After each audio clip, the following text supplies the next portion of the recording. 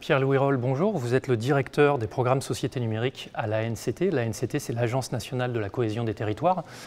Vous pilotez la stratégie nationale pour un numérique inclusif. Est-ce que vous pouvez nous en dire un peu plus sur cette stratégie? Alors la stratégie nationale pour un numérique inclusif, c'est la stratégie du gouvernement pour faire en sorte que chacun puisse profiter des opportunités qu'offre le numérique. Donc avec un volet très important sur ce qui relève de l'accès aux droits, faire en sorte que chacun ne soit pas laissé pour compte du fait de la dématérialisation des services publics.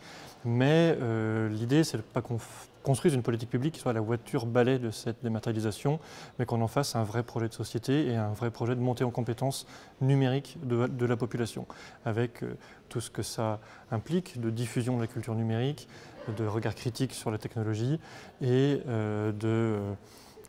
de compétences pour une meilleure mobilité professionnelle, pour un accès à la culture, pour un accès aux opportunités économiques que peuvent offrir le numérique. Donc voilà, c'est un aspect assez global du numérique avec bien sûr cette urgence sociale pour l'accès aux droits du fait de la dématérialisation des services publics. Et donc la méthode de travail de l'ANCT, c'est de travailler aux côtés des collectivités territoriales et des acteurs de terrain. On est vraiment au carrefour de l'action sociale, de l'innovation technologique et de la politique publique territoriale pour construire toutes ces actions. Aujourd'hui, dans le cadre du Forum Entreprendre dans la culture, vous intervenez sur une table ronde qui traite de la culture dans les tiers-lieux. C'est un peu la journée des tiers-lieux dans le Forum Entreprendre pour la culture aujourd'hui. Vous dirigez le programme Nouveaux lieux, nouveaux liens, qui met en œuvre la feuille de route du gouvernement en faveur du développement des tiers-lieux, justement. Est-ce que vous pouvez nous en parler ? Oui, alors le programme Nouveaux liens, c'est un nouveau programme qui a été créé le 1er janvier, date de création de cette nouvelle Agence nationale de la cohésion des territoires, à la suite du rapport qui a été remis par Patrick Vivets au gouvernement. Et l'ambition est double, c'est à la fois être une sorte de point d'entrée unique interministériel pour les tiers-lieux, pour qu'on aille les outiller, leur proposer toutes les offres de financement qui peuvent être portées par différents ministères, comme le ministère de la Culture et le programme Microfolie, ou le ministère de l'Enseignement supérieur sur le programme Campus Connecté. Et voilà. Et aux côtés du Conseil national des tiers-lieux et de France Tiers-lieux, d'animer et d'offrir cet accompagnement à tous les porteurs de projets de tiers-lieux et des collectivités territoriales. Et en sus de cette mission d'animation interministérielle, on porte aussi un programme qui s'appelle Fabrique de territoire, qui là vise à soutenir les tiers-lieux qui font office de ressources sur leur territoire, que ce soit une communauté de communes, un département, une région, mais qui ont cette capacité d'entraînement des autres tiers-lieux et de documentation et de mise en commun de savoirs juridiques, techniques, scientifiques, culturels, pour qu'on organise un peu ce partage entre les tiers-lieux. Ça, c'est un programme qui est doté de 45 millions d'euros et on soutient jusqu'à 300 fabriques de territoire qui ont une subvention à hauteur de 150 000 euros, soit 50 000 euros par an sur 3 ans.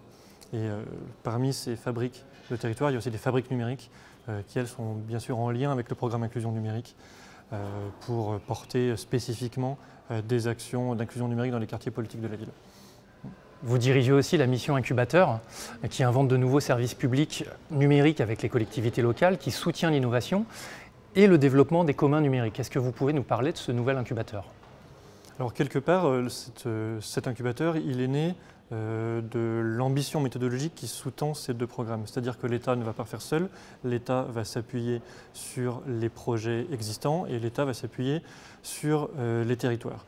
Et quand je dis s'appuyer, c'est être aussi à sa juste place et arriver à développer ce qu'on appelle des communs, dans le cas de l'incubateur, des communs numériques, c'est-à-dire avec un partage des ressources, avec un partage de la propriété intellectuelle, avec aussi une gouvernance propre où l'État ne décide pas seul, mais il est un parmi d'autres sur le développement du produit.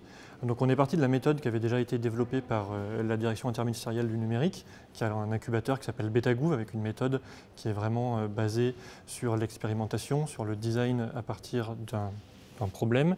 On part des usagers pour le bâtir et par innovation, itération successive, on va faire évoluer ce service au fil de l'eau, plutôt que l'État qui appuie sur un bouton, qui décide, on fait un cahier des charges et des prestataires font. Donc, à partir de cette mode-là, nous, ce qu'on veut construire, c'est effectivement tout cet outillage juridique et partenarial des communs pour faire émerger sur les territoires des communs numériques. Donc on va travailler sur des sujets qui vont de l'inclusion numérique, comme Aidant Connect pour aider à la réalisation de démarches en ligne, ou à des applications avec l'agglomération de Pau sur le contrôle technique du logement pour lutter contre le logement insalubre. Et voilà. Mais après, toute cette méthode pourrait être appliquée à bien d'autres types de communs. Et sur le cas des tiers-lieux, par exemple, France Tiers-Lieux a mis en place des groupes de travail juridiques pour explorer cette question de la mise en commun et du partage de ressources entre tous les porteurs de projets. Merci beaucoup Pierre Le Graal. Merci beaucoup.